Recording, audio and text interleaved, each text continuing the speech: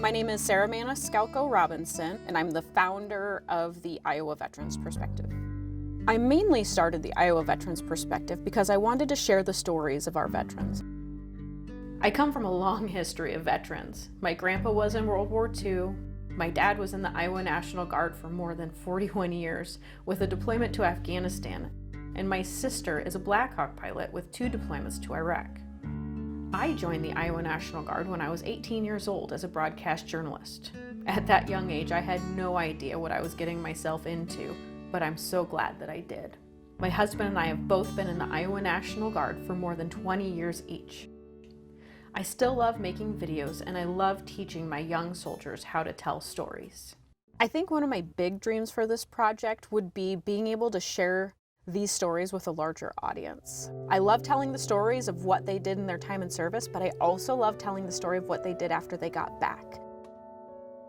I love being able to share those inspirational stories of veterans who have dealt with adversity and overcome that. And I want to show that to other people who may be struggling, either other veterans or just people in our community. So being able to share the rest of the story and having a larger audience of people to say, wow, I had no idea that veterans were such a big part of our community. I feel like that's important because not just teaching people how to have gratitude or to be inspired, perhaps to disparage rumors out there about what it is to be a veteran. I think far too often the general population thinks that veterans are white men that were in World War II, when in fact, veterans come in all shapes and sizes and genders and colors. And I want to show that amazing diversity that we have in today's military. I had to learn the hard way that self-care is important, because far too often anyone who runs any business, or pretty much anyone that is adulting on a daily basis, finds themselves overwhelmed. And that's what was happening to me. I found myself being completely consumed, not just by the work itself, but by the veterans' stories. It's really hard to sit there and hear someone's stories of struggle and hear about a day that changed their life and not take that home with you. I found myself having nightmares. I found myself replaying their stories over and over in my mind, because when you're editing a video, you are playing it over and over again, and the quotes and the emotions are burned into your memory. Imagine sitting in your home office with your kids in the next room, looking through video of dead bodies being piled up, or looking through video of battles and that kind of thing. And so then I finally said, you know, I need to start putting myself first, and I need to start putting my family first. But also I learned that mental health and physical health are directly related. So I started working out more and taking that time to do meditation, yoga, eating healthier. I try to stay away from those common coping mechanisms that a lot of people go to in order to have self-care. The weekend after September 11th, I traveled to Davenport on my National Guard drill weekend. As a part of the story, I interviewed a Chinook pilot named Chief Warrant Officer Bruce Smith. And it was a quick interview. I didn't really think anything of it.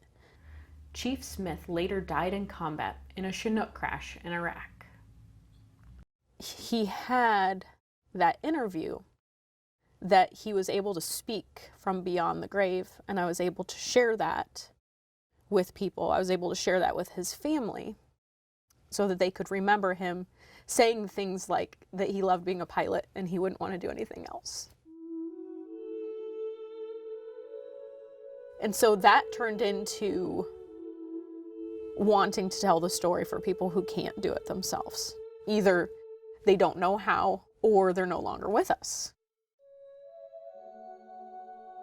Sometimes they'll share a story with me that they said they've never even told their own wives. Why are they sharing this with me, you know, all these years later, a total stranger? And then I realize it's because they know I'm a veteran.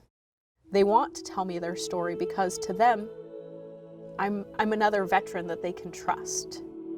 And I have this unique ability to just sit and talk and ask just the right questions, where I get the credibility of, okay, you're a veteran too, I can share this with you and it's safe.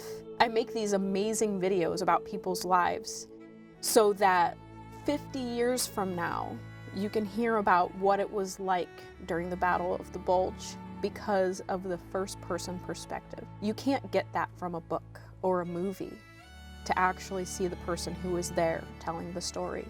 And so that's what my goal is for people to have a better appreciation of what it is to be a veteran, and have the general population continue to rally behind our veterans and continue to rally behind our country, so that we can appreciate some of the freedoms that we have and appreciate the people who gave us those freedoms, and to understand the cost of those freedoms are all over the faces of our veterans and the stories that they share.